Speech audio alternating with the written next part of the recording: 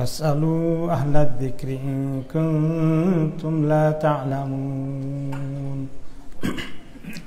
وما جعلناهم جسدا لا يأكلون الطعام وما كانوا خالدين ثم صدقناهم الوعد فأنجيناهم ومن نشاء وأهلكنا المسرفين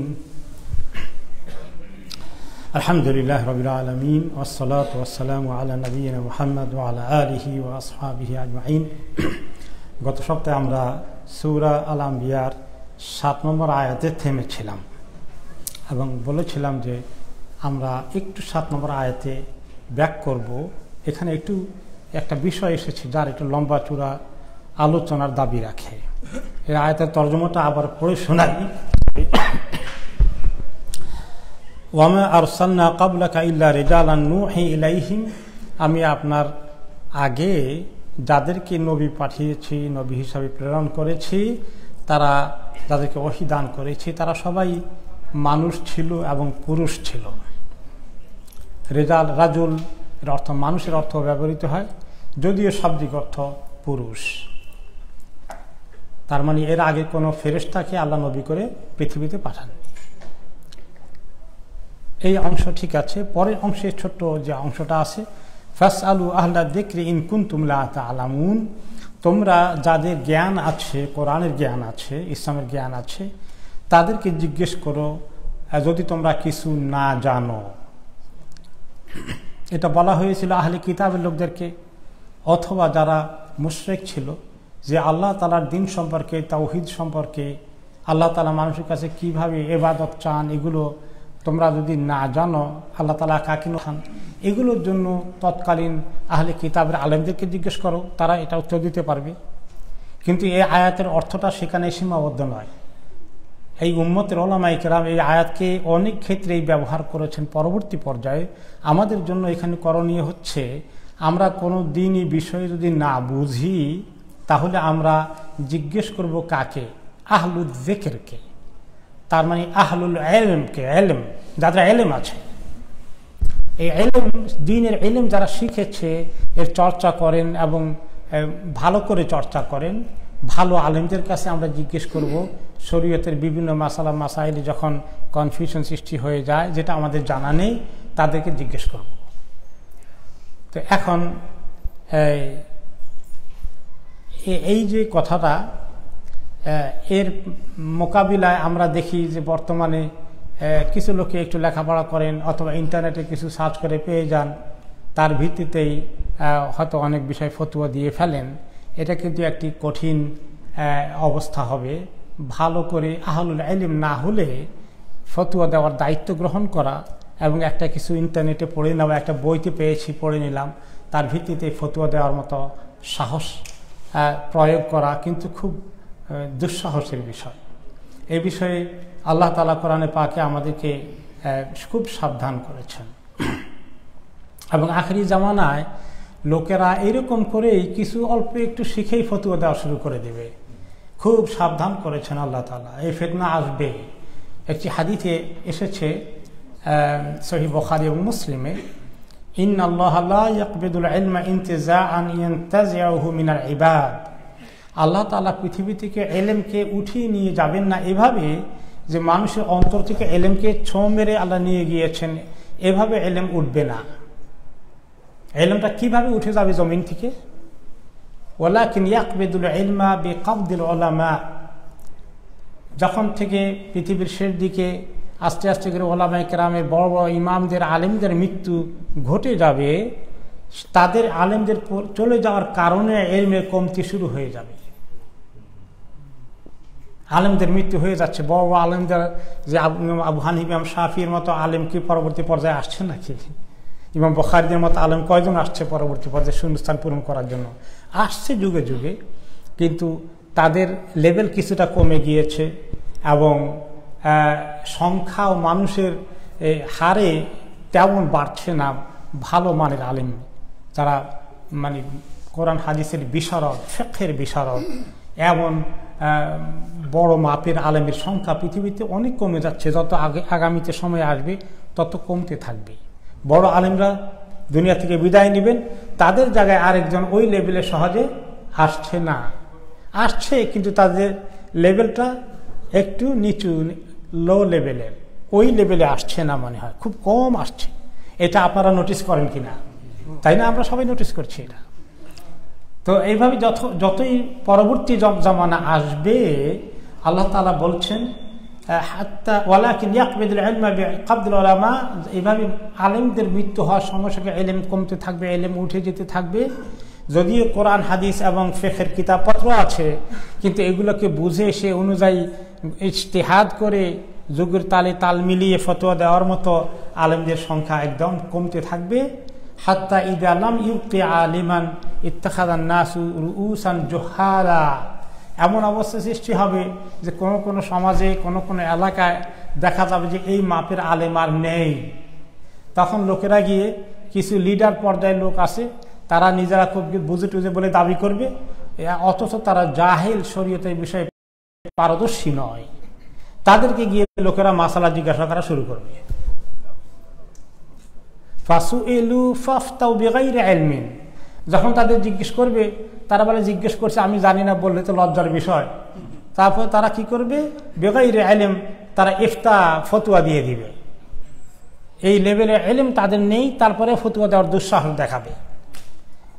এই ফতোয়ার পরিণতি কি হবে? ফাদাল্লু ওয়া আদাল্লু, তারা নিজেরাও গোমরাহ হয়ে গেল এই তরিকায় নেমে, আর যাদেরকে ফতোয়া দিল তারাও গোমরাহ হয়ে গেল। তারা নিজেরাও পথভ্রষ্ট হলো, বাকিদেরকেও পথভ্রষ্ট করে ফেলল। তো এই জন্য যে খুব পারদর্শী না হলে জটিল বিষয়গুলো, বিশেষ করে এগুলোর ব্যাপারে যে কোনো লোকে ফতোয়া দেওয়ার হিম্মত করাটা মোটেই ঠিক নয়। আপনি যদি কোনো বিষয়ে আলোচনা করেন, তাহলে দেখবেন যে অনেকে মতামত করতেছেন, সেখানে ওনারা অপিনিয়ন দিয়ে দিচ্ছে, মতামত দিয়ে দিচ্ছেন, হেজিটেশন করছেন না দিন এই বিষয়ে। কারো অসুখ বিসুখ হয়ে গেলে আলোচনা করলে বলে যে এটা ব্যবহার করা, সেটা ব্যবহার করা। ডাক্তারের থেকেও অনেক ডাক্তার আশেপাশে পাওয়া যাবে আমাদের, তাই না? এটা একটা এক্সাম্পল। ঠিক এই মাসালা ফতোয়ার ব্যাপারেও তাই। আপনি আলোচনা শুরু করে দেন, যদি সেখানে কোনো আলেম না থাকে, কাকে হিসাব না করা লাগে, তাহলে দেখবেন যে সবাই ফতোয়া দেওয়ার জন্য রেডি আছে, মাশাআল্লাহ। তো এই অবস্থার সৃষ্টি হবে, এটা ঠিক নয়। এই ব্যাপারে খুব সতর্কতা এসেছে। ওকে, এই হলে একটা পয়েন্ট জানার জন্যে যে এভাবে ফতোয়া দেওয়ার কাজ নিজে না জেনে করা ঠিক নয়। আমিও কোনো বিষয়ে জটিলতা দেখা দিলে আমার উচিত যে আমার চেয়ে যিনি একটু ভালো জানেন, কোরআন হাদিসে বিশেষজ্ঞ, তাকে আমি জিজ্ঞেস করি। এখানে এই আয়াতে আল্লাহ ফরজ করে দিয়েছেন। না জেনে আবার কোনো আমল করা ঠিক নয়, আন্দাজের উপরে আমল করা যাবে না। শরীয়তের বিষয়ে অবশ্যই জানতে হবে, জানার জন্য ভালো আলেম তালাশ করতে হবে। এই আয়াতের দ্বিতীয় আরেকটি দলিল হিসাবে ব্যবহার করেছেন ওলামায়ে কেরাম, যে লাম ইয়াখতা, ইমাম আল কুরতুবী রাহমাতুল্লাহ আলাইহি বলেন, তাফসিরে কুরতুবীতে এই আয়াতের তাফসিরে তিনি বলেন, লাম ইয়াখতালিফুল উলামা আনাল আম্মা আলাইহা তাকলিদু উলামাইহা। ওলামায়ে কেরাম একমত হয়ে গেছেন, যারা আলেম নন, বড় বিশেষজ্ঞ নয়, বড় কোরআন হাদিসের বিশারদ নন, তাদের সবার উচিত ওলামাদের তাকলিদ করা। তাকলিদ মানে কোনো আলেম অথবা কোনো মাযহাবের অনুসরণ করা। নিজে লেখাপড়া করে শিখতে পারলাম না, কিন্তু আমি আরেকজনের ফতুয়াকে, তার মতামতকে অনুসরণ করব, এটাকে বলা হয় তাকলিদ, বা যেটাকে আমরা বলি মাযহাব ফলো করা, মাযহাবকে অনুসরণ করা। তো জেনারেলি মোদ্দা কথায় যাদের এই লেভেলে সরাসরি কোরআন হাদিস পড়ে মাসালা বের করার, ইজতিহাদ করার যোগ্যতা নাই, তারা অন্যদেরকে, বড় আলেমদেরকে তাকলিদ করবেন। তাকলিদ অর্থ বুঝতে পেরেছেন? তাদের ফতুয়াকে অনুসরণ করবেন। এর শাব্দিক অর্থে একদম এই নয় যে তারা মাযহাব ফলো করবেন, একদম 4 মাযহাবের বাইরে আর কোনো ইমামের ফতুয়া নিতে পারবেন না, এটা নয়। তারা বড় আলেমদের তাকলিদ করবেন, তাদের ফতুয়া অনুযায়ী অনুসরণ করে আমল করবেন। এখন আরেকটি কথা তিনি বলেছেন, ইমাম কুরতুবী, ওয়াকাযালিকা লাম ইখতালিফুল উলামা আনাল আম্মা লা ইয়াজুযু লাহুল ফুতিয়া। এটাও ওলামায়ে কেরাম একমত করেছেন, সাধারণ মানুষ যারা কোরআন হাদিসে বিশেষজ্ঞ নন, তাদের জন্য এইভাবে ফতোয়া দেওয়া কখনো জায়েজ নেই। একজন তালাক দিয়ে ফেলেছে, আপনার একটু জানা আছে তার ভিত্তিতে ফতুয়া দিয়ে দিবেন না, পাঠাবেন যিনি এই বিষয়ে বিশেষজ্ঞ তার কাছে। তো এটা জায়েজ নাই, এটি আরেকটি ইমাম কর্তুবী বলেছেন। এখন তাকলিদ করার ব্যাপারটা কতটুকুন ঠিক সেটা আমরা পরে আসছি। তার আগে আরেকটি কোরআনের আয়াত এই ফতুয়ার ব্যাপারে দিনই কোনো বিষয়ে আলোচনা শুরু হয়ে গেলে মতামত দেওয়ার ক্ষেত্রে হালাল হারামের বিষয়ে খুব সতর্কতা অবলম্বন করতে হবে। সূরা আন-নাহলে 116 নম্বর আয়াত আমরা পড়ে গিয়েছিলাম বোধহয় প্যান্ডামিকের আগে অথবা প্যান্ডামিকের পরে যখন শুরু করেছি। 116 নম্বর আয়াতে কি ছিল? আল্লাহ তাআলা বলেছেন সূরা আন-নাহলের 116 নম্বর আয়াতে, ওয়ালা তাকুলু লিমা তাসিফু আলসিনাতিকুমুল কাযিব হাযা হালালুন ওয়া হাযা হারাম। খবরদার, তোমরা তোমাদের এই জবান দ্বারা এমন কোনো বিষয়ে আলোচনার মধ্যে ঢুকে পড়ো না, আলোচনা বর্ণনা করতে থেকো না যেটা মিথ্যা হয়ে যেতে পারে, যে এটা হালাল এটা হারাম। তোমাদের জবান দ্বারা এইরকম অন্যায় কথা সহজে বলো না, মিথ্যা কথা যেটা আল্লাহর কিতাবের বিপরীত হয়ে যেতে পারে এমন কথা তোমার মুখে হালালকে হারাম, হারামকে হালাল বলে ফেলো কিনা, সাবধান। সহজে ফতোয়া দিও না এরকম। এরকম হলে কি হবে? লিতাফতারু আলাল্লাহি কাযিব। ওকে, তাহলে তোমরা আল্লাহর ব্যাপারে মিথ্যা কোনো কথা ক্লেম করে বসলা যে এটা তো হালাল, মানে কি আল্লাহ হালাল বলেছেন। আপনি যেন কোনো কিছুকে হালাল বলেন অথবা হারাম বলেন, তার অর্থ কি দাঁড়ায়? আল্লাহর দৃষ্টিতে এটা হালাল, আল্লাহর দৃষ্টিতে এটা হারাম, তাই তো? আল্লাহর কাছে এটা হালাল, এই জন্য এটা হালাল। আল্লাহর কাছে হারাম, এই জন্য এটা হারাম। তাহলে আল্লাহর কাছে যদি এটা হালাল না হয় হারাম হয়, আল্লাহর কাছে এটা হারাম না হয় যদি হালাল হয়, তাহলে কি মুশকিল। এই জন্য এই বিষয়টা এটা আল্লাহর পক্ষ থেকে, ফতুয়াটা আল্লাহর পক্ষ থেকে। আসল মুফতি, সবচেয়ে বড় মুফতি কে? আল্লাহ তাআলা। কুলিল্লাহু ইফতিকুম বিল কালালা। আল্লাহ তাআলা তোমাদেরকে কালালার উপর ফতোয়া দিচ্ছেন, যে মরে গেল, তার ছেলে মেয়ে নাই, তার বাবা মা নাই, তার সম্পদ কে পাবে? আল্লাহ তাআলা তোমাদেরকে ফতোয়া দিচ্ছেন। এই জন্য ওলামা ইকরাম এই আয়াতের তাফসিরে বলেন যে আল্লাহ তাআলা হচ্ছেন সবচেয়ে বড় মুফতি। আসল মুফতি আল্লাহ, বাকিরা আল্লাহর পক্ষ থেকে লাইসেন্স পাওয়া কিছু সীমিত আকারের মুফতি। এই জন্য ইমাম ইবনুল কাইয়িম রহমতুল্লাহ আলাইহি তিনি একটি কিতাব লিখেছেন, সেটা হচ্ছে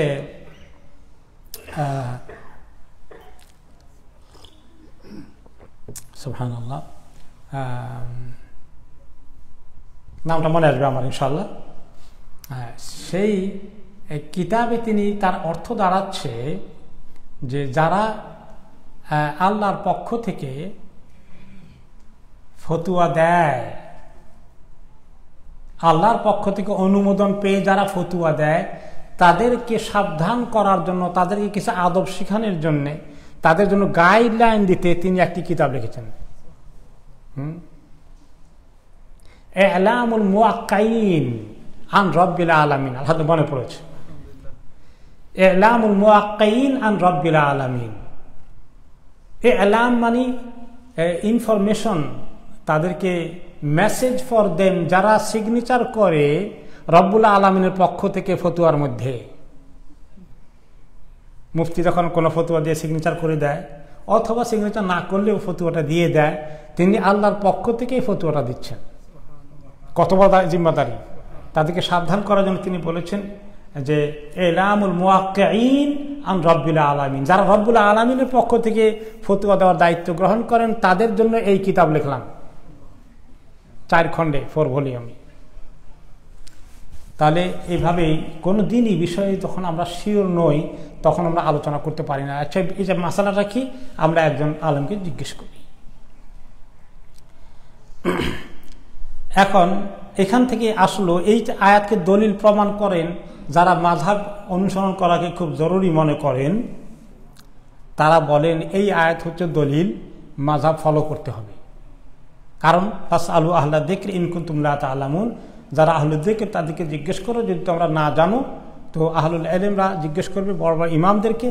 এখন ইমাম কয়জনকে জিজ্ঞেস করা যাবে, এটা কি আল্লাহ তাআলা এখানে বলছেন নাকি? হাদিসে বলছেন নাকি রাসূলুল্লাহ সাল্লাল্লাহু আলাইহি ওয়াসাল্লাম 4 জন ইমাম আছে, এর বাইরে আর কারো কোনো ফতোয়া নিতে পারবে না, বলছেন নাকি? তো তাহলে যে কোনো আলেমকেই জিজ্ঞেস করা যায়। তিনি যদি কোন মাযহাবের আগে প্রশ্ন জিজ্ঞেস করার আগে আপনি পরিচয় পান, আপনি কোন মাযহাব ফলো করেন, এরপরে আপনার একটা প্রশ্ন করব, এইরকম করতেন না। আমি আমার পক্ষ থেকে কিছু বললে অনেকে মাইন্ড করবে, আমি আমার পক্ষ থেকে বলবো না। একটা কিতাব দেখাই, মতবিরোধপূর্ণ বিষয়ে সঠিক পন্থা অবলম্বনের উপায়। আমি অনেকবার একটা রেফার করেছি, তাই না? এই কিতাবে লিখেছেন ইমাম শাহ ওয়ালিউল্লাহ মুহাদ্দিস আদ-দেহলভী, উপমহাদেশের একদম বড় মাপের আলেম ছিলেন, প্রায় 200-300 বছর আগে। হানাফি মাযহাবের অনুসারী একজন মুজতাহিদ আলেম।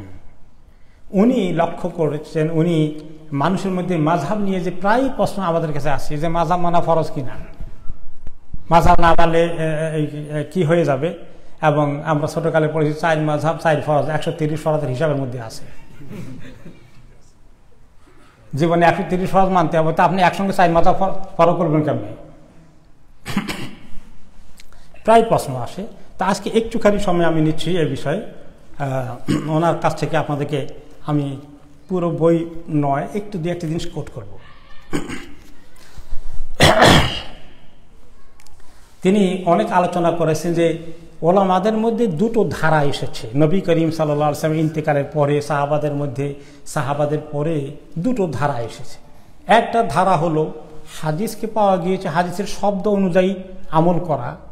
আর আরেকটি ধারা হলো যে শব্দের পরে এর মধ্যে যদি আরও কিছু বিশদ ব্যাখ্যা থাকে, অন্য কোনো কারণ থাকে, সেগুলোকে বিশ্লেষণ করলে কোনো কোনো ক্ষেত্রে একটু পার্থক্য হয়ে যেতে পারে। ব্যাখ্যা, বিশ্লেষণ, ইজতিহাদ, ইজমা, কিয়াসকে অ্যাড করে গবেষণা করে যে ফতোয়া, এটা হলো আরেকটি তরিকা।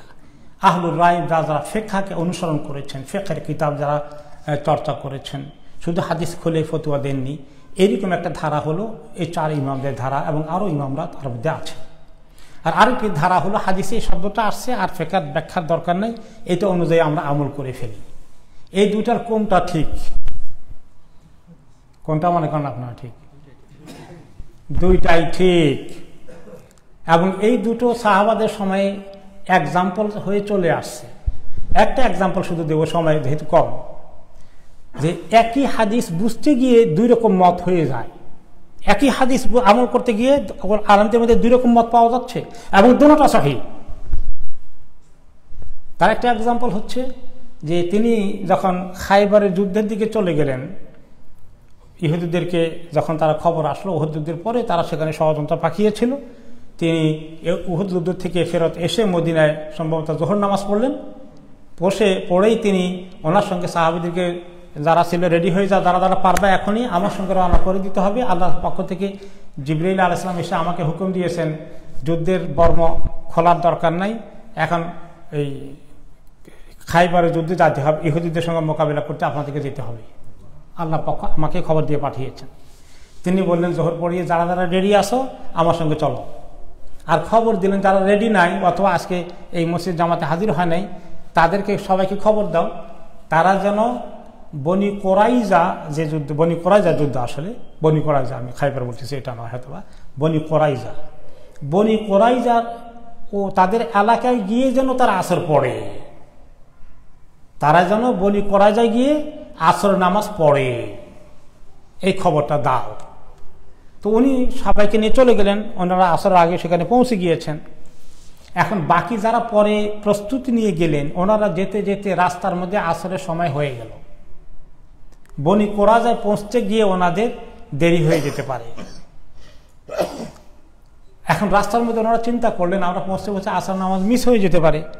এখন নামাজ তো মিস করা ঠিক না, ফরজ নামাজ তো ওয়াক্ত মতো পড়া উচিত।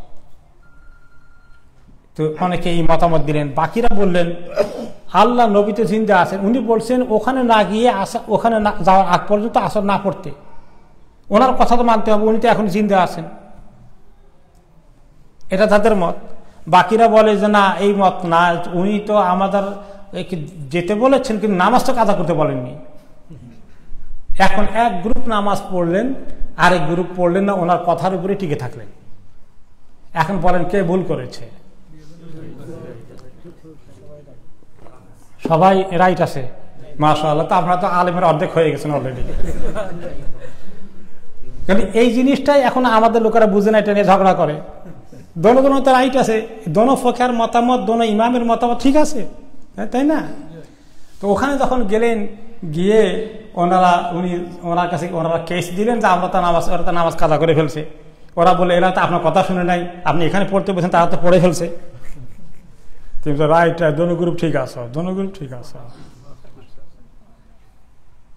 হ্যাঁ, কেউ এরকম আলেম পর্যায়ের লোক যদি কোনো ইজতিহাদ করে, একটা ইজতিহাদ মানে কি, কোরআন হাদিসকে কতগুলো মূল প্রিন্সিপাল উসুল আছে, উসুলের ভিত্তিতে গবেষণা করে ফিকহের মাসালা বাইর করার ক্ষেত্রে কাজটাকে ইজতিহাদ বলা হয়।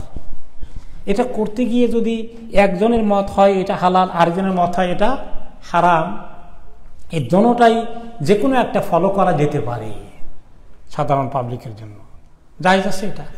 এবং যে দুইজনেরটা হয়তো কিয়ামতের দিন ফয়সালা হবে যে কারটা আসলে বেশি ঠিক ছিল, তো দুনিয়াতে দুইটাই ঠিক ধরে নিতে হবে।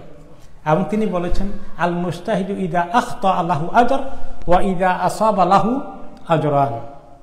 এরকম ফকিহ বড় আলেমগণ যখন কোন ইজতিহাদ করেন, মাসালাকে গবেষণা করে বের করার চেষ্টা করেন, সেখানে দুটো মত যদি আসে, একটা যদি ভুলও হয়ে থাকে আল্লাহর কাছে, কিন্তু তার হিসাবে এটা তার কাছে সহি মনে হয়েছে, সুস্পষ্ট কোনো গলত বোঝা যায়নি, আর আরেকটা সহি ছিল, দুইজনটাই আল্লাহ কবুল করে ফেলবেন।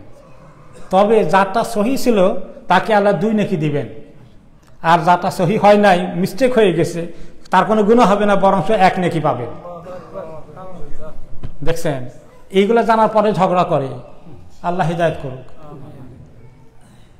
এখন এই শাহ ওয়ালিউল্লাহ মুহাদ্দিস দেহলভী, উনি ওনার জামানায় এইগুলো খুব ফিতনা দেখলেন। উনি হানাফি ছিলেন, কিন্তু আরব দেশে বহুদিন ছিলেন, মক্কা মদিনায় এলেম শিখে গিয়ে তিনি দেখলেন যে মাযহাব কেন্দ্রিক যে গন্ডগোল হচ্ছে উপমহাদেশে, তিনি এটা সহ্য করতে পারলেন না।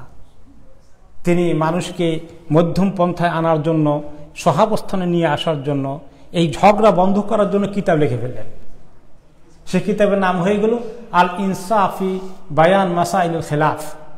আরবিতে লিখেছেন যে যখন যে সমস্ত মাসালায় ইখতিলাফ হয়ে যায় আলেমদের ভিতরে, এগুলোর ভিতরে ইনসাফ কিভাবে কায়েম হতে পারে, এগুলাকে বোঝার ক্ষেত্রে ন্যায়সঙ্গত জ্ঞানটা কি হতে পারে, এটার আদবগুলো কি, এর ব্যাখ্যা কি, কেন ইখতিলাফ হয়েছে, কতটুকু গ্রহণযোগ্য, কতটুকু গ্রহণযোগ্য নয়, এগুলো নিয়ে, এবং কীভাবে উম্মতের মধ্যে এই সমস্ত দূর করে দিয়ে ঐক্য স্থাপন করা যায়, এরকম রেশারেশি, এরকম ঝগড়া ফাসাদকে বন্ধ করা যায়, দৃষ্টি আকর্ষণের জন্য তিনি এই কিতাবখানা লিখলেন। তারই বাংলা তর্জমা হয়েছে এই কিতাবখানা, মতবিরোধপূর্ণ বিষয়ে সঠিক পন্থা অবলম্বনের উপায়। কেউ এটা মিস করবেন না, সবাই পড়বেন যারা বাংলা পড়তে পারেন। এটার ইংরেজি তর্জমা হয়েছে, difference of opinion in fact, 3 ল্যাঙ্গুয়েজে আছে, ফার্সিতে আছে, উর্দুতে আছে, আর বহু জবানে ট্রান্সলেশন হয়েছে। ছোট্ট কিতাব, কিন্তু খুব দামি কথা তিনি লিখেছেন। আমি ওনার ওখান থেকে কিছু আজকে কোট করে পড়বো আপনাদেরকে, সবার কাছে কিতাব নাই, এবং এই প্রশ্নটা বারে বারে আসে বিদায় কিছু ধারণা পাওয়ার জন্যে।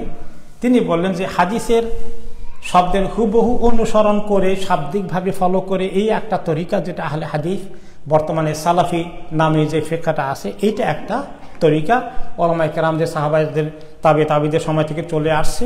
তেমনি আবার বড় বড় ইমামদের, ইমাম আবু হানিফা থেকে শুরু করে ফকিহদের বক্তব্য থেকে মাসালা তাখরিজ করা, উভয় পন্থায় দ্বীনের ভিত্তি রয়েছে। বড় বড় ফকিহ, আলেম, মুজতাহিদগণ তাদের যে সমস্ত আলোচনা করেছেন, সেখান থেকে ইজতিহাদ করে যে মাসালা দিয়েছেন, শাব্দিকভাবে হাদিসের তরিকায় নয়, ওনারা গবেষণা করে ইজতিহাদ করে যে মাসালা দিয়েছেন, দুটোরই দ্বীনি ভিত্তি রয়েছে। ক্লিয়ার আছে? দুটারই দ্বীনি ভিত্তি রয়েছে। এইটা গলদ, ওইটা গলদ, এইটা বলার সুযোগ নাই। যারা এটা বলেন, এটা কি রাইট? না, দোনোটারই স্বীকৃতি দিতে হবে। এটাও হক, এটাও হক, এটা গ্রহণযোগ্যতা আছে, এটারও গ্রহণযোগ্যতা আছে, এটাকে ফলো করা যায়, ওটাকেও ফলো করা যায়। সকল যুগের মুহাক্কিক আলিমগণ দুটি পন্থারই অনুসরণ করে আসছেন। সাহাবে, তাবিঈনগণের সবার আমল থেকেই দুটো তরিকা ফলো করার মতো লোকজনরা উম্মতের মধ্যে ছিল। তাদের কেউ ইমামদের তাখরিজের তরিকার প্রতি অধিক ঝুঁকে পড়েছিলেন, আর কেউ অধিক ঝুঁকে পড়েছিলেন হাদিসের শব্দ অনুসরণ নীতির প্রতি। পরিষ্কার হয়েছে? তারপরে তিনি বলেন, আসলে এই দুটি পন্থার কোনো একটাকেই পুরোপুরি পরিত্যাগ করা যেতে পারে না। তিনি এটা বলেন, তবে বেশি হয়ে গেছে কি, যারা এই তরিকায় গেছে তারা এই তরিকাটি বেশি চলে গেছে, যারা ওই তরিকায় গেছে তারা ওই তরিকাটি বেশি চলে গিয়েছে। উচিত ছিল উভয় পন্থার লোকদের মধ্যে একটু মাঝামাঝি এসে কম্প্রোমাইজ করা। এটা মিসিং হয়ে গেছে তিনি বলতে চান। কিন্তু দুর্ভাগ্যবশত উভয় পন্থার লোকেরা এই কাজটি করেছেন। এটা আহলে হাদিস সালাফি লোকেরা যেমন করেছেন, ইমামদেরকে যারা অনুসরণ করেন তারাও করেছেন। তারা একটিকে পরিত্যাগ করে অপর দিক দিয়ে ঝুঁকে পড়েছেন। কিন্তু সঠিক পন্থা ছিল এর চাইতে ভিন্নতর। উচিত ছিল উভয় তরিকাকে একত্র করে একটিকে আরেকটির সাথে তুলনা করে দেখা এবং একটিতে কোনো ভুল ত্রুটি থাকলে অপরটি দ্বারা তা দূর করা। এই কথাটাই বলেছেন হাসান বসরি তার নিজের বক্তব্যে। তাবেঈ ছিলেন তিনি, ওনার জমানায় দেখেছেন যে দুইটা, এদিকে একটু চরম লাইন, এদিকেও একটি চরম তরিকা, দুটোর মধ্যে একটু বেশি দূরত্ব জানা কেন হয়ে যাচ্ছে। তিনি বললেন যে কসম, আল্লাহর কসম, যিনি ছাড়া কোনো মাবুদ নাই, তোমাদের পথ হচ্ছে গালি সীমা লঙ্ঘনকারী অথবা জাফি, যারা অপরিহার্য সীমার নিচে অবস্থানকারী, এর মাঝখান দিয়ে আসলে যাওয়া। তোমরা খুব এইদিকে এক্সট্রিম লাইনে চলে গেছো ফিকহওয়ালারা, আর হাদিসওয়ালারা এদিকে এক্সট্রিম লাইনে চলে গেছো। দরকার ছিল একটু মাঝামাঝি আসা, দুইটার সমন্বয় সাধন করা।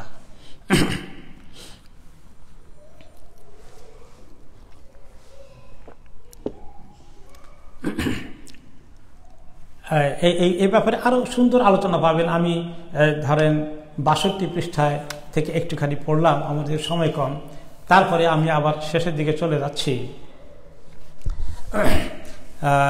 সেটা হচ্ছে 100 পৃষ্ঠায় তিনি বলেছেন, ইসলাম এসেছিল ঐক্যের পয়গাম নিয়ে। কুসংস্কার ও গোঁড়ামির কবলে পড়ে সেই ইসলাম আজ মতবিরোধ ঝগড়া বিবাদের বস্তুতে পরিণত হয়েছে। তিনি ঠিক বলেছেন কিনা? হ্যাঁ, ওনার সময় এগুলো দেখেছেন তিনি। আজকে আপনারা যা দেখেন দেখে একটু বেশি আশ্চর্য হয়ে যান, এই ঝগড়া একটু পুরনোই ঝগড়াটা। তারপরে তিনি বলেন, কতিপয় ক্ষুদ্র মাযহাবী মাসালাকে কেন্দ্র করে ঝগড়া বিবাদের তুফান বইয়ে দেওয়া হয়েছে। এসবের কারণ নিয়ে যখনই আমি গভীরভাবে চিন্তা করেছি, তিনি অনেক বড় মাপের মুস্তাহিদ ছিলেন, বড় মাপের আলেম ছিলেন। তিনি বলেন, চিন্তা করে আমি দেখতে পেয়েছি প্রতিটি গ্রুপই সত্য ও ন্যায়ের কেন্দ্র থেকে কিছু না কিছু বিচ্যুত হয়েছে, একটু দূরে চলে গেছে, একটু বেশি এক্সট্রিম লাইনে চলে গিয়েছে। দোনোটা গ্রুপই গোঁড়ামি এবং বিদ্বেষ দ্বারা পরিচালিত হয়েছে। প্রত্যেকে সত্যের অনুসারী বলে দাবি করেছে, কিন্তু সত্যের একনিষ্ঠ রাজপথে চলার পরিবর্তে তারা আবেগ তাড়িত হয়েছে। নিজের মাযহাব, নিজের মতামত, নিজের তরিকাকে একেবারে সবসময় হক, আরেকটা সবসময় গলত, এরকম প্রমাণ করার চেষ্টা করেছে। আমি আল্লাহ তাআলার প্রতি অনেক কৃতজ্ঞ, তিনি যে আমাকে এই জিনিসটা বোঝার তৌফিক দিয়েছেন।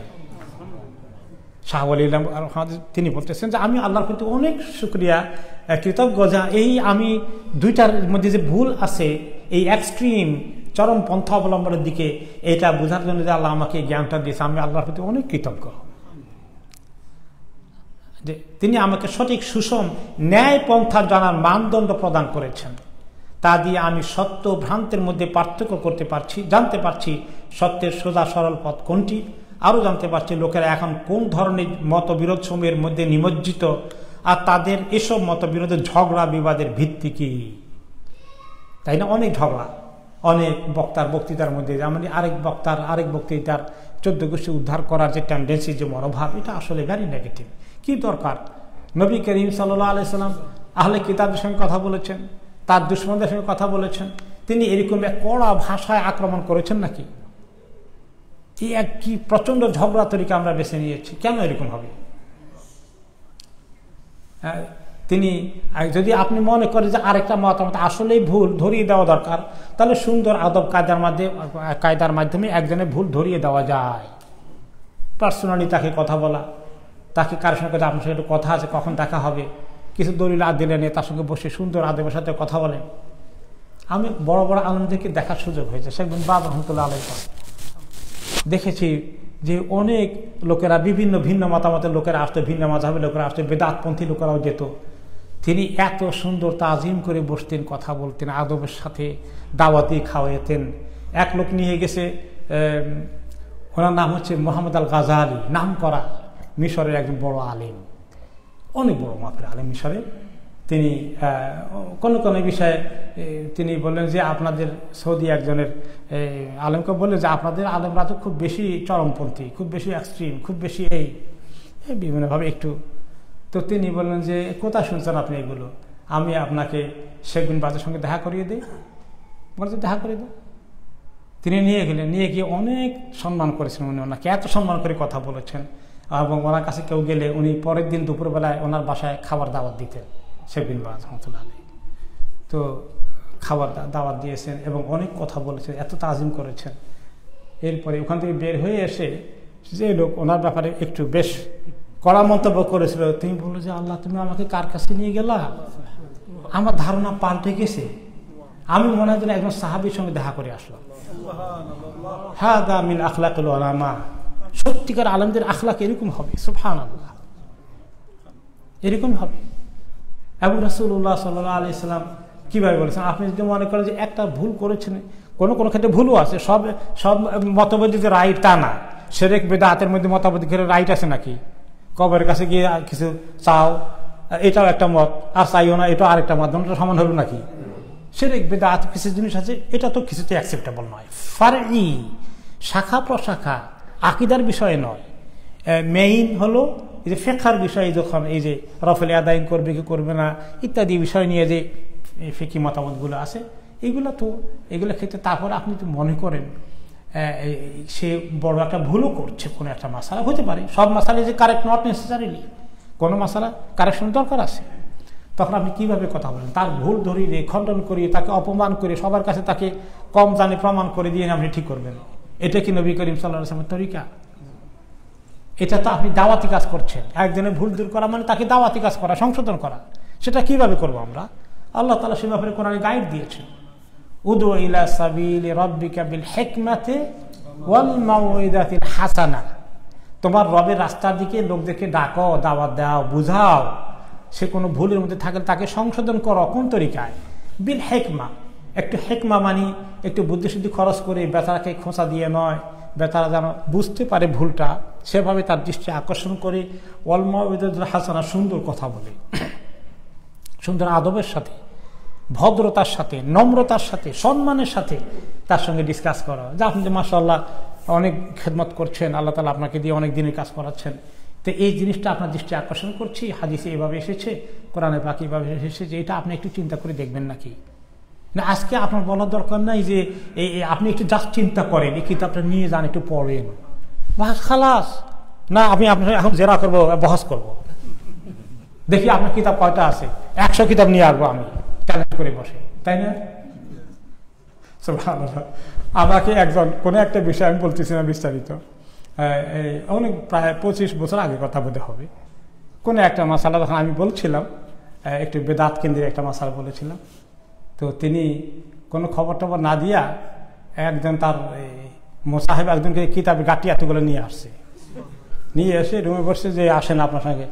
আমি কিছু ভাই এই সময় বসে আমি নাই, আপনি যদি মনে করেন রাইট আছেন, ওকে ইউ এনজয় দিস, খালাস, আমি আপনার সঙ্গে এভাবে জেরা করবো না, I am not interested in this তরিকা। ভদ্রতার সামনে বিদায় করে দিয়েছি। এইগুলো করা কোনো দরকার নেই, এগুলো করা কোনো দরকার নেই। আল্লাহ তাআলা এত সুন্দর তরিকা আমাদেরকে দিয়েছেন এই ইসলামের মধ্যে। তো শেষে তিনি বললেন, আমরা আসি আবার ইমাম শাহ ওয়ালির রহমতুল্লাহ, যে হলো তিনি বলছেন 100 পৃষ্ঠায় যে ইসলাম এসেছিল ঐক্যের পয়গাম নিয়ে, কিন্তু অজ্ঞতা, কুসংস্কার, গোলামের কবলে পড়ে এই আজ মতবিরোধী ঝগড়া বিবাদের বস্তুতে পরিণত হয়েছে। ইসলাম কতিপয় ক্ষুদ্র আনুষঙ্গিক মাযহাবী মাসালাকে কেন্দ্র করে ঝগড়া বিবাদের তুফান বইয়ে দেওয়া হয়েছে।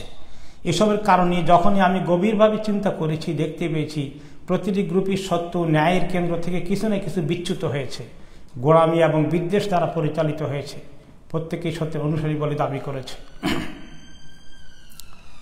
তো এই যে তিনি কথা বললেন, তিনি বলেন এরপরে মুসলমানদের এই অবস্থা আমাকে দারুণ পীড়া দেয়, অনেক কষ্ট দেয়, তাই না? এগুলো নিয়ে ঝগড়া করা এটা কত বড় একটা নেগেটিভ জিনিস, এর মধ্যে কোনো কনস্ট্রাকটিভ কিছু নাই। হ্যাঁ, আপনি একজনের ভুল ধারণা দূর করার জন্য আপনি পজিটিভ কাজ করেন, পজিটিভ কথা বলেন, দলিল পেশ করেন, আর একটা দলিলকে আপনি খণ্ডনও করতে পারেন, কিন্তু সুন্দর আদবের সাথে, সুন্দর নিয়ম কানুনের সাথে। এই জন্য ওলামায়ে কেরাম কিতাব লিখেছেন আদাবুল খেলাফ, এই লাইনে আপনি কয়েক ডজন কিতাব পাবেন যে দ্বিমত করবে আলেমদের মধ্যে মাসালা নিয়ে, এটার আদব কি কি আছে, আল্লাহ এবং তার রাসূলের পক্ষ থেকে কি কি গাইডেন্স আছে সেগুলো বলে দেওয়া আছে। তিনি বলেন আমাকে এই অবস্থা দারুণ পীড়া দেয়, তাই তাদের সমস্যার সঠিক ধরন তাদের সামনে তুলে ধরা দরকার, তাদের চিন্তা উপলব্ধির ভ্রান্তি সম্পর্কে তাদের সাবধান করা দরকার। তারা এই ভ্রান্ত পথে মুখে এবং কলমের মাথায় যে বাড়াবাড়ি করছে সে সম্পর্কে তাদের হুঁশিয়ার করা দরকার। কিতাব লেখে যে মাযহাবপন্থীরা এই গলদ করছে, সালাফিরা এই গলদ করছে, লেখালেখি এবং বক্তৃতা ইত্যাদির মাধ্যমে যে করছে, এগুলা ঠিক না। এরপরে তিনি বলছেন যে তাকলিদের বিষয়ে তিনি বলেন যে বিবাদের সবচেয়ে বড় হাতিয়ারটি হলো তাকলিদ, মানে ইমামদের অনুসরণ করা, মাযহাবের অনুসরণ করা। 4 জন ইমামের তাকলিদের ব্যাপারে প্রায় গোটা উম্মত একমত, যদিও ইমাম শুধু 4 জন আসেন, আরো অনেক ইমাম এসেছে, কিন্তু এই 4 জনের একটু প্রভাব বেশি হয়েছে। কোনো ইমাম আসেন না আমি একটা মাযহাব প্রতিষ্ঠা করতে যাচ্ছি, কোনো ইমাম এরকম করে আসছেন না। ইমাম আবু হানিফা বলেন না আমি একটা মাযহাব নিয়ে আসলাম, এই মাযহাবটাই সঠিক, আর তোমরা কোনো মাযহাব অনুসরণ করবে না, আমারটাই করবা, এটা বলেননি তিনি কখনো। তিনি ছিলেন একজন শিক্ষক, ওনার কাছে ইলম শিখতে আসতো বড় বড় আলেমরা, এবং ওনারা শিখতে শিখতে শিখতে বিভিন্ন জায়গায় আলেমরা ছড়িয়ে গিয়ে তারা আবার ইলম চর্চা করেছেন। ওনার থেকে শিখা ইলমের তরিকা আস্তে আস্তে আস্তে আস্তে সেই মানুষেরা ওই তরিকার দিকে চলে গিয়েছে, এবং অনেক পরে, কত বছর পরে এটা একটা মাযহাবের রূপ ধারণ করেছে, তাই না? কিন্তু উনি বলে গিয়েছেন ইযা সাহহাল হাদিস ফাহুয়া মাযহাবি, আমার কথার বিপরীত যদি কোনো হাদিস তোমাদের কাছে সহিহ প্রমাণিত হয় সেটাই ধরবা, সেটাই আমার মতামত, আমার মতামত ফেলে দিবা। ইমাম শাফি একই কথা বলেছেন, আমার মতকে যদি দেখো হাদিসের সঙ্গে কন্ট্রাডিকশন হয় তাহলে আমার মতকে ওয়ালের মধ্যে মারবা, ওয়ালের মধ্যে মারলে কি হবে, এটা চূর্ণ বিচূর্ণ গুঁড়া হয়ে যাবে, আমার মতের কোনো অস্তিত্বই থাকবে না। ইমাম মালিক রহমতুল্লাহ আলাইহি বলেছেন কুল্লু মিন্না ইউখাযু মিনহু ওয়া ইউরাদ্দু আলাইহি ইল্লা সাহিবু হাদাল কবর, আমাদের সবাই যত আলেম পর্যায়ে যারা এই দায়িত্ব পালন করেন সবার কথাই কোনোটা ঠিক হতে পারে, কোনোটা বেঠিকও হতে পারে, যেই কথা বেঠিক হয়ে যায় সেটা ফেলে দিবা, আর যেটা ঠিক আছে সেটা গ্রহণ করবা, শুধু আমার কথার কেয়ারবে চলবা না।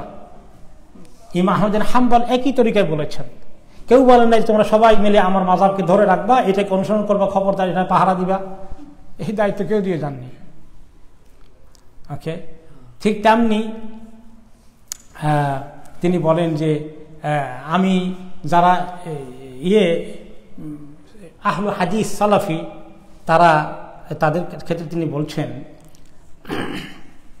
যে যারা রাসূলুল্লাহ সাল্লাল্লাহু আলাইহি ওয়াসাল্লাম অমুক কাজের হুকুম দিয়েছেন, অমুক কাজ নিষেধ করেছেন, অমুক কাজ রহিত করে দিয়েছেন, এই জ্ঞান তারা সরাসরি হাদিস অধ্যয়ন করে অর্জন করুক, সরাসরি জানুক, অথবা অর্জন করুক দিনের সেরা আলেমদের আমল দেখে, তাতে কিছু আসে যায় না। হাদিস থেকে নিল, অমুকের আমল, অমুকের এলেম, অমুকের ফতুয়াতে গ্রহণ করেছে হাদিসের আলোকে, এই দুইটাই ঠিক আছে।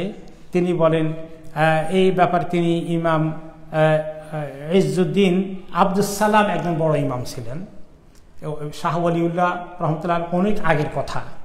এখন শাহ ওয়ালিউল্লাহ ওনার কিতাবে ইমাম ইজ্জুদ্দিন আব্দুস সালামের কে কোট করে বলছেন যে ইমাম ইবনে আব্দুস সালাম বলেছেন ওই সব ফকিদের অবস্থা দেখে আমি বিস্মিত হচ্ছি যারা স্বীয় ইমামদের ইজতিহাদি ভ্রান্তি সম্পর্কে অবগত হওয়া সত্ত্বেও সেই ভ্রান্তিকে আঁকড়ে ধরে থাকে এবং তা ত্যাগ করে কিতাব, সুন্নাহ ও কিয়াসের সাক্ষ্যের ভিত্তিতে বিশুদ্ধ মতকে গ্রহণ করে না। অমুক ইমামের আমরা অনুসারী, অমুক মাযহাব, এর বিপরীতে যতই থাকুক কোনো কোরআন হাদিস, কোনো ইজতিহাদ, ইজমা, কিয়াস আমরা শুনবো না, এই গোলামি দেখতে পাচ্ছি। বরঞ্চ এসব অজ্ঞ অন্ধরা তাদের অন্ধ তাকলিদের ভ্রান্ত জজবায় অনেক সময় বাস্তবে কোরআন সুন্নাহর বিরুদ্ধে চলে যায়, মাযহাব মানতে গিয়ে এই বাড়াবাড়ি করে ফেলে এবং স্বীয় ইমামকে ত্রুটিহীন প্রমাণ করার জন্যে কোরআন সুন্নাহর এমন ভ্রান্ত ব্যাখ্যা বিশ্লেষণ করে যা কালামের তাহরিফ ছাড়া কিছু নয়। যে আমার ইমামের ফতুয়া যেন ঠিক থাকে তার জন্য হাদিসের ব্যাখ্যা করতে হবে কিছু অন্যরকম, যেন এটার সঙ্গে কন্ট্রাডিকশন না হয়, এরকম বাড়াবাড়ি করেছে। তারপরে তিনি বলেছেন, প্রথম যুগের লোকেরা যে আলেমকে সামনে পেতেন তার কাছেই ফতোয়া জিজ্ঞাসা করতেন। কোন মাযহাবে এটা জিজ্ঞাসা করতেন না, তিনি কোন খেয়াল ও কোন মাসলাকের লোক তা জানার চেষ্টা করতেন না। কিন্তু পরবর্তীকালে এই অবস্থার আমূল পরিবর্তন হয়ে যায়, চার মাযহাবের আবির্ভাব ঘটে, সেগুলোর অন্ত অনুসারীদের আগমন ঘটে, লোকেরা হেদায়েতের আসল উৎস থেকে মুখ ফিরিয়ে কেবল ইমামদের বক্তব্যের উপর নির্ভরশীল হয়ে পড়ে। তাদের কোনো বক্তব্য যতই দুর্বল ও দলিলবিহীন হোক না কেন, ভাবটা এমন যে মুজতাহিদরা মুজতাহিদ নন, বরং আল্লাহর রাসূল মাসুম এবং তাদের কাছে ওহী নাযিল হয়। এই কথা কিন্তু আব্দুল কাইয়িমের কথা না, কার কথা? শাহ ওয়ালিনা মুহাদ্দিস এই কোট করেছেন ইমাম ইজ্জুদ্দিন আব্দুল সালামকে, যে ইমামদেরকে মনে করে বোধহয় তারা আল্লাহ রসুলের মতো মাসুম হয়ে গেছে, তাদের কাছে মনে হয় যেন ওহী নাযিল হয়ে যায়, এরকম লেভেলে নিয়ে গিয়েছে। এটা সত্য হকের পথ নয়, বরঞ্চ নির্ঘাত অজ্ঞতা ও ভ্রান্তির পথ। এই প্রসঙ্গে ইমাম আবু শামা আরেকজন ইমাম, তাকে কোট করলেন এবার শাহ ওয়ালিউল্লাহ মুহাদ্দিস দেহলভী। ওনার থেকে তিনি বলছেন, কেউ যদি ফিকহের প্রতি আকর্ষণ বোধ করেন, তিনি যেন কোনো একটি মাযহাবকে যথেষ্ট মনে না করেন, বরঞ্চ প্রত্যেক মুজতাহিদের মতামত জেনে মনোযোগ দিয়ে দেখেন অন্য ইমামরা কি বলেছেন দেখেন। প্রত্যেকের মধ্যে ডুব দিয়ে সত্যের বাতি জ্বালিয়ে দেখা উচিত, অথবা যে মতটিতে কোরআন সুন্নাহর অধিকতর কাছাকাছি মনে করবেন সেটাই যেন গ্রহণ করেন। প্রাচীন আলেমগণের জ্ঞান ভাণ্ডারের প্রয়োজনীয় অংশগুলোর প্রতি যদি তিনি নজর দেন, তবে ইনশাআল্লাহ যাচাই বাছাইয়ের শক্তি অর্জন করা তার জন্য সহজ হয়ে যাবে এবং সহজেই শরীয়তের সত্যিকার রাজপথের সন্ধান পেয়ে যাবেন। এরূপ লোকদের কর্তব্য হলো গোষ্ঠীগত গোড়ামি থেকে নিজেদের মন মস্তিষ্ককে পবিত্র রাখা, বিবাদ বিসম্বাদের ময়দানে এক কদমও না ফেলা, কারণ সেখানে সময় নষ্ট করা এবং স্বভাব আচরণে বিকৃতি লাভ করা ছাড়া আর কিছুই পাওয়া যায় না। ইমাম শাফিঈ তার এবং অন্যদের তাকলিদ করতে লোকদেরকে নিষেধ করে গেছেন। এই কথা বলেছেন শাফিঈ সাত আল মুজনি, যে ইবনে হাজামের মন্তব্য এমন সাধারণ ব্যাপারে প্রযোজ্য যে দিনই ইলম সম্পর্কে পূর্ণ জ্ঞান না থাকার কারণে তাকলিদ করে, কিন্তু কোনো একজন ফকির তাকলিদ ছাড়া দলিল প্রমাণের ভিত্তিতে তার মত যতই ভুল এবং বিপরীত মত যতই শুদ্ধ হোক না কেন, সব অবস্থায় সে তার তাকলিদের উপরে জমে থাকার সিদ্ধান্ত নেন। মূলত এই নীতিকে তিনি মনে করেছেন যে আহলি কিতাবের লোকদের মতো। যাই হোক, আমরা মোটামুটি একে পেলাম যে দুটো তরিকা, একটা আহলে হাদিস বা যেটা সালাফিদের লাইন চলে আসছে, আর একটি চার মাযহাব হিসাবে প্রতিষ্ঠা অর্জন করেছে। তারপরে চার মাযহাব কিন্তু একদিনে হয় নাই। পঞ্চম মাযহাব একটা একসময় অনেকদিন ছিল, ইমাম আউজাঈর মাযহাব ছিল সিরিয়া এলাকায় এবং কিছুটা এই স্পেন এলাকায়। পরবর্তী পর্যায়ে এটা আবার মার্জ হয়ে গেছে, কিছু চলে গেছে মালিকের দিকে, কিছু চলে গেছে হানাফির দিকে, কিছু চলে গেছে শাফিঈর দিকে। এবং ওনাদের সমপর্যায়ের অনেক ইমামগণ পৃথিবীতে আসছিলেন, বিভিন্ন মাসালায় অনেক মত করেছেন, মতামত দিয়েছেন। কাজে এই বিষয়টা এতটুকুন যে হ্যাঁ, অবশ্যই আমরা একটি কিতাব থেকে শিখলাম, একসঙ্গে তার সব মাযহাব একসঙ্গে শিখতে পারবো না। হাদিস থেকে আমরা অনেকেই পারবো না হয়তো, বা ঠিকই আছে। এটা পড়তে পড়তে কিন্তু একটা জিনিস মনে রাখা দরকার, যে যখন অন্য কোনো মতের কোনো দলিল থাকে, যুক্তি থাকে, ইমামরা দিয়েছেন, সেটাকে একদম বিরোধিতা করা, দুশ্মনীর পর্যায়ে নিয়ে যাওয়া, এগুলো নিয়ে ঝগড়া করা, বিবাদ করা, উম্মতের মধ্যে ডিভিশন সৃষ্টি করা, এগুলো আসলে ঠিক নয়। এই জিনিসটাই মূল কথা, যে এই শাহ ওয়ালিউল্লাহ মুহাদ্দিস দেহলভী রাহমাতুল্লাহ আলাইহি আমাদেরকে বোঝাতে চেয়েছেন। আল্লাহ তাআলা যেন আমাদেরকে সেই বুঝের তৌফিক দান করেন। আমি আগেই অনুরোধ করব, শুধু একটু পড়ে দেখালাম, আপনারা এটা পড়বেন মনোযোগ দিয়ে, আপনারা বিষয়টাকে খুব ভালো করে বুঝতে পারবেন, আপনাদের আর কোনো কনফিউশন থাকবে না। আর যারা এই সময় ঝগড়া, এই তর্ক, এগুলা বিবাদ লাগিয়ে দেয়, এদিক থেকে আপনারা নিজেরা দূরে থাকতে পারবেন। সহি জিনিস, দিনের কাজ করতে এসে, দিনের ইলম চর্চা করতে এসে গীবত করা, অন্যকে অসম্মান করা, এগুলোকে চ্যালেঞ্জ করা, অনেক সময় তর্ক বিতর্ক করতে গিয়ে নিজের ভিতরে অনেক কনফিডেন্স চলে আসে, গর্ব অহংকার চলে আসতে পারে, আল্লাহ মাফ করুন। এই সমস্ত গুণা থেকে আমাদের দূরে থাকা দরকার। আর যে সমস্ত বিষয় আমাদের জানা নাই সাধারণ পাবলিকের জন্য, আমরাও যেন এগুলোর ভিতরে না ঢুকে যেভাবে শিখে আসছেন শিখেন, আস্তে আস্তে জ্ঞান বাড়ান। এই ছোটকালে বক্তব্য যেটা শিখছি তার উপরেই থাকবো না বাড়াবো? আলহামদুলিল্লাহ বাড়াবো। আরো সুন্দর মতামত পাওয়া গেছে, আরো দলিল ভিত্তিক অপিনিয়ন এসেছে, আলহামদুলিল্লাহ আমরা কবুল করব। তো এই মানসিকতাটা ধরে রাখতে হবে। আল্লাহ তাআলা আমাদেরকে তৌফিক দান করুন। তাহলে এই আয়াত আমাদের শেষ হলো, ফাসআলু আহলা যিকরি ইন কুনতুম লা তা'লামুন, তোমরা যারা এই কোরআন হাদিসের জ্ঞানে পারদর্শী তাদেরকে জিজ্ঞেস করো যদি তোমরা না জানো। এই আয়াতটা এই মাযহাব মানার দলিল হিসাবে ব্যবহার করে, কিন্তু কতটুকু শুধু মাযহাব মানার জন্য নয়, বরঞ্চ এই আয়াতটা সবার জন্যই প্রযোজ্য, এটা আমরা বোঝার চেষ্টা করলাম। আর যে বিষয়ে আমরা জানি না সেই বিষয়ে কথাবার্তা বলা, ফতোয়া দেওয়া, মাসালার উত্তর দেওয়া এগুলো ঠিক নয়, সেটা আমরা জানলাম। এরপর আসি যে মূল যেটা আয়াতের শুরুতে ছিল, যে নবী কি করে মানুষ হয় সে কথা তারা বারে বারে বলছিল। নবী যদি হয়তো ফেরেশতা হবে, সাধারণ মানুষকে আপনি নবীর মর্যাদা অর্জন করে, এটা তারা আপত্তি করেছিল যুগে যুগে। শুধু এই নবী মুহাম্মদ সাল্লাল্লাহু আলাইহি ওয়াসাল্লামের সময় নয়, অন্য নবীদের সময় একই যুক্তি এনেছিল তারা। আল্লাহ তাআলা সেটা জবাবে বলছেন, ওমা জাআলনাহুম জাসাদান লা ইয়াকুলুনা আত-তাআমা ওয়া মা কানু খালিদিন। এর আগে যেভাবে আমি নবী পাঠিয়েছিলাম, তারাও শারীরিকভাবে এই মানব গঠন নিয়ে তারা ছিল, কোনো ফেরেশতার গঠন নিয়ে কোনো নবী আসেননি, এমন কোন শরীর নিয়ে কোনো নবী আসেনি, এমন কোন রেস থেকে নবী আসেনি, এমন কোন জাতি থেকে নবী আসেনি যারা খাওয়া দাওয়া করা লাগে না, এমন কোনো কাউকে নবী পাঠাই নাই। ফেরেশতাদের খাওয়া দাওয়া করা লাগে না, লাগে না, তাদেরকে দিয়ে পাঠাই নেই। মানুষের খাওয়া দাওয়া করা লাগে, এরকম খাওয়া দাওয়া করার মতো মানুষ দিয়েই নবী পাঠিয়েছি আমি। ওমা কানু খালিদিন, আর তারা তো কেউ চিরদিন থাকে নাই। তোমরা মনে করো নবী তো কয়েকদিন পরে মরে যাবে, তো নবী হয় কেমনি? হ্যাঁ, নবীরাও মরে গেছে, সব নবীরাই মানুষ ছিল, তারা সবাই মরণশীল ছিল। সুম্মা সাদাকনাহুমুল ওয়াদা ফাআনজাইনাহুম ওয়া মান নাশা ওয়া আহলাকনাল মুসরিফিন। অতঃপর যখন তারা নবীদের সঙ্গে সীমালঙ্ঘন করে, তাদেরকে তারা মানলো না, কোনো নবী নবী মানবো না, তাদের দুশমনী করবো, সীমালঙ্ঘন করলো, আমি কি করলাম?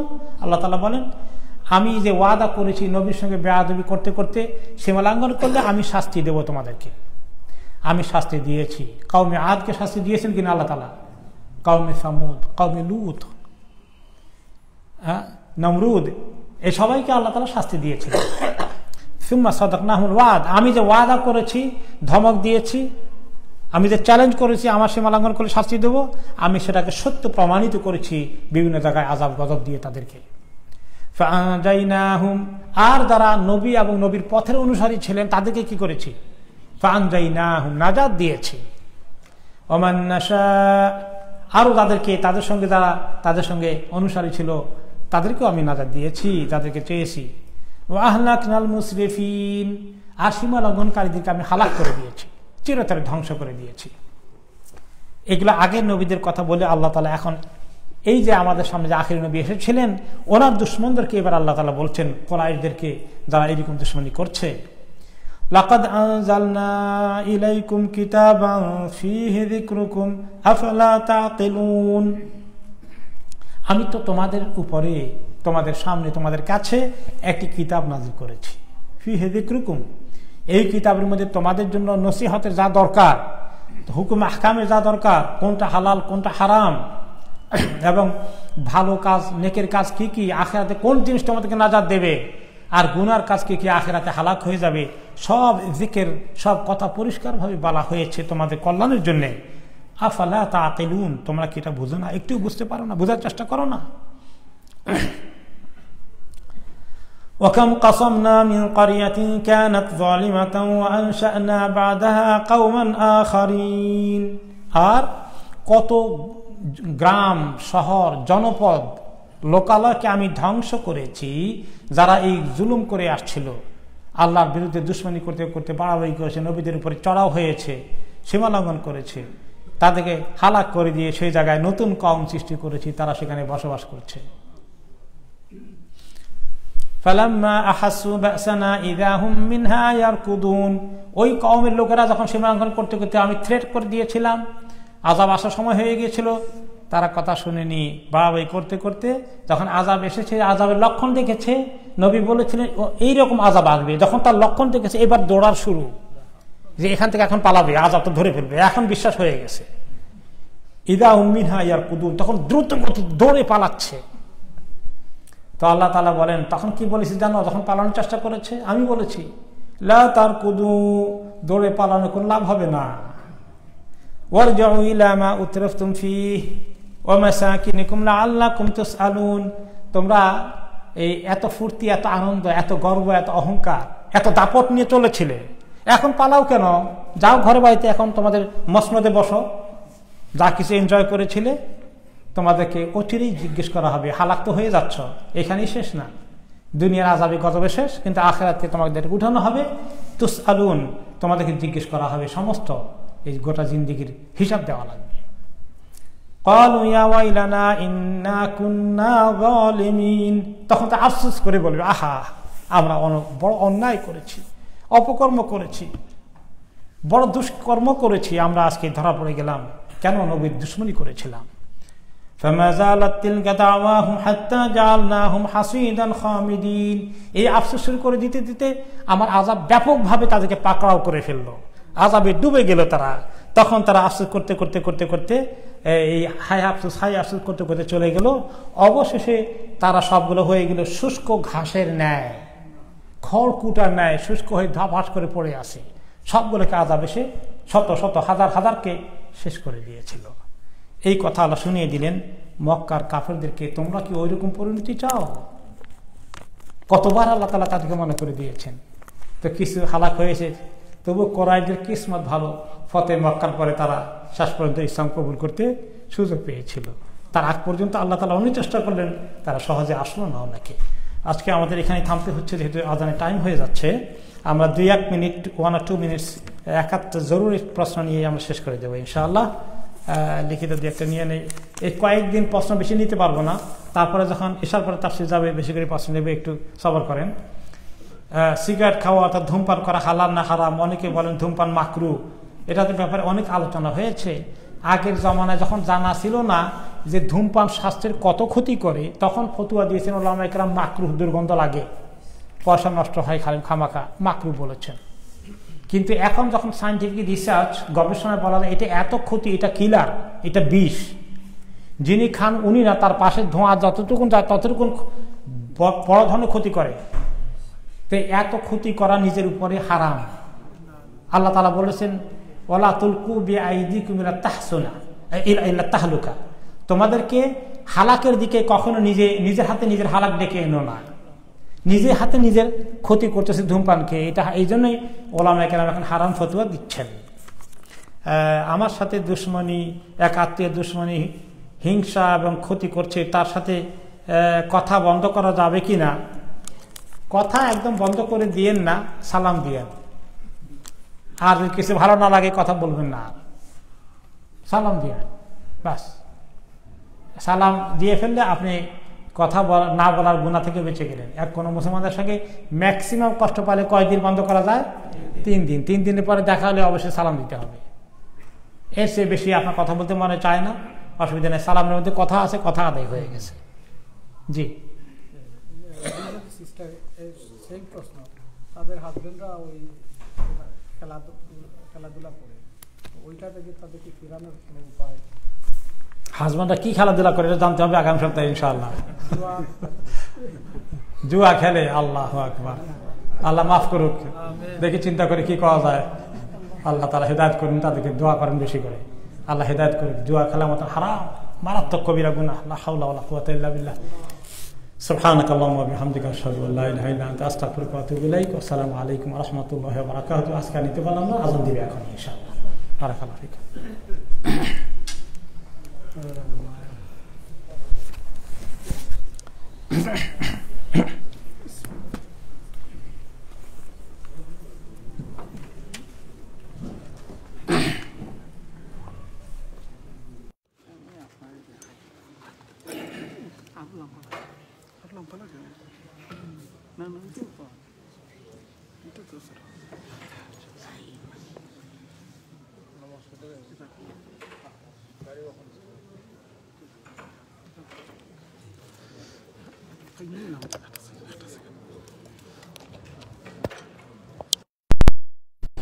আসসালামু আলাইকুম ওয়া রাহমাতুল্লাহি ওয়া বারাকাতুহু। জাযাকাল্লাহু খাইরান। আপনারা যারা বাংলাদেশে আজকে তাফসীর দেখছেন, ইউটিউবের মধ্যে সবচেয়ে বড় মসজিদ, যেটা একটা বড় মসজিদ, ইসলামের মসজিদ থেকে আমরা শেখ খতিব ইমাম শাহ আব্দুল কাইয়ুম সাহেবে করছেন আপনারা সিলেট অনলাইনের লোকে থাকবেন ইনশাআল্লাহ আমরা চেষ্টা করব দিনের সুযোগ থাকে আপনারা এই তাফসির শোনাইবার লাগিয়া আর আপনারা যারা এখনো দেখা প্লিজ শেয়ার করে অন্যজনদের দেখার শোনার সুযোগ করে দিবা ইনশাআল্লাহ মনে রাখবা আমরা এই শেয়ারের কারণে যত মানুষ শুনবা আমল করবা এটা প্রতি সব আমরা পাই মই হোক আমরা এখানে অনেক চাচাই নহলাইছেন মুরব্বী চাচাই নহলাইছেন বা এ নহলাইছেন অনেক দূর থেকে সকলাই নাইয়া এই তাফসিরে জয়েন করেন সহি তাফসির আর আপনারা যারা আইতা পারা না সিলেট অনলাইনের লাইভের মাধ্যমে দেখরা আপনারা সকলে জাযাকাল্লাহ খাইরান চেষ্টা করবা আপনার দ্বারা থাকলে আইতা ইনশাআল্লাহ আর যদি আইতা পারেন না লাইভের মাধ্যমে দেখরা আপনারা চেষ্টা করবা এটা শেয়ার করিয়া যাতে অন্যজনের কাছে পৌঁছাইয়া দিতা বন্ধুরা রাসূল সাল্লাল্লাহু আলাইহি ওয়াসাল্লাম একটা হাদিস ছিল গিয়ে আমরা যারা বালা কাম করেন তারা আমরা সহযোগিতা করতাম আমরা যদি সুযোগ থাকে আমরা বালা কাম করতাম আর আমরা সুযোগ না থাকলে যারা বালা কাম করেন তারা আমরা বালা কাম করার লাগে সুযোগ করে দিতাম আর নাফল একটা দোয়া করতাম এখন আজান নেব ইনশাআল্লাহ আপনারা আজান হইলে আজান বাদে শেষ করলে আল্লাহু আকবার আল্লাহু আকবার আল্লাহু আকবার আল্লাহু আকবার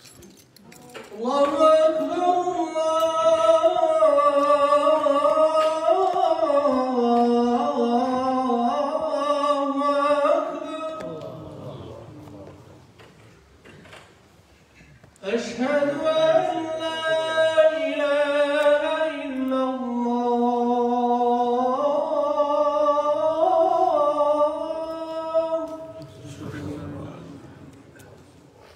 أشهد أن لا إله إلا الله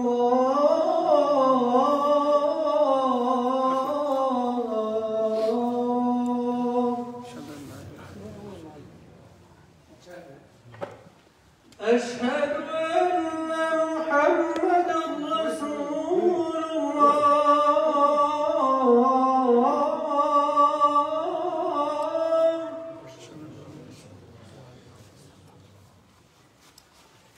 أشهد أن محمدا رسول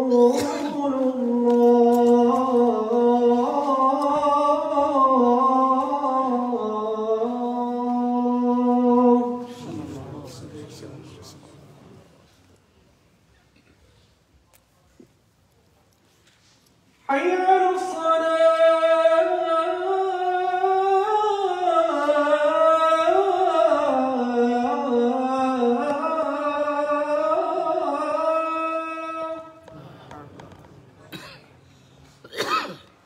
حي على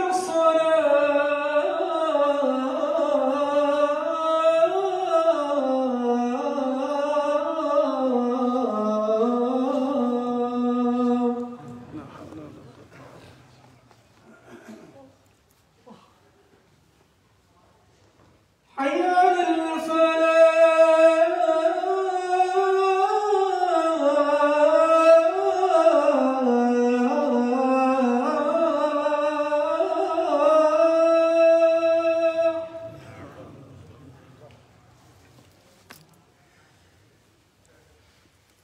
حي على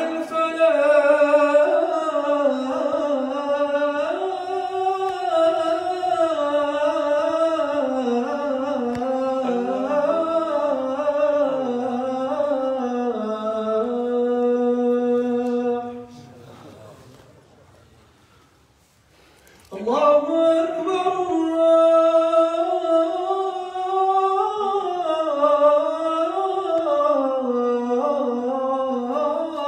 الله أكبر لا